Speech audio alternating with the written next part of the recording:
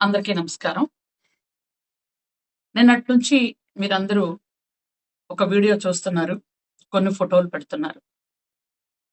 సభ్యత, సంస్కారం లేకుండా కొన్ని కుక్కలు నా కుటుంబాన్ని, నా పిల్లల్ని, నా భర్తని అందరినీ అవమానపరచాలని ఉద్దేశంతో కొన్ని ఫోటోలు, వీడియోలు పెడుతున్నారు.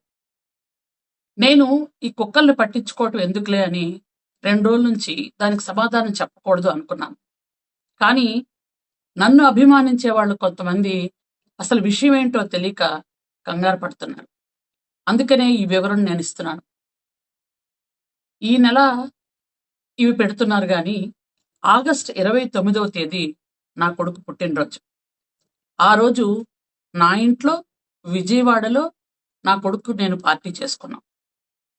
నా కుటుంబం, నా పిల్లలు, నా భర్త మొత్తం అందరం కలిపి భోజనాలు చేసుకున్నాం.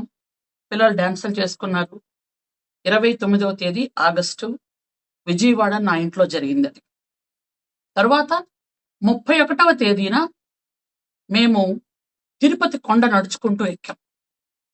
1వ తేదీ ఉదయం తిరుపతిలో దర్శనం అయింది మాకు.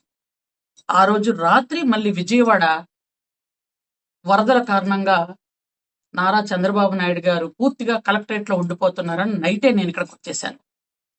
అయితే తిరుపతిలో నేను పద్మావతి గెస్ట్ హౌస్లో ఉన్న అసలు సందర్భాలే లేవు.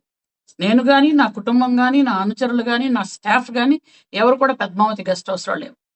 అయినా ఒక అమ్మవారిని కొలిసే వ్యక్తిగా, ముత్యాలమ్మ తల్లి జాతరను జరిపించే వంశంలో పుట్టిన ఆడబిడ్డగా నేను చెప్తున్నాను.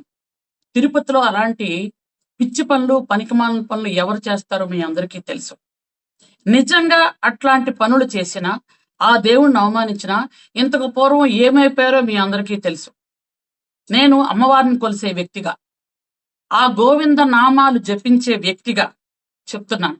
నిజంగా ఈ వీడియోలు వైరల్ చేసిన వాడు ఎవడో గాని, ఆ కుక్కలు ఎవరో గాని మీకు నిజాలు తెలుసో లేదో నాకు తెలియదు. భగవంతుడు మాత్రం మీకు చూపిస్తాను.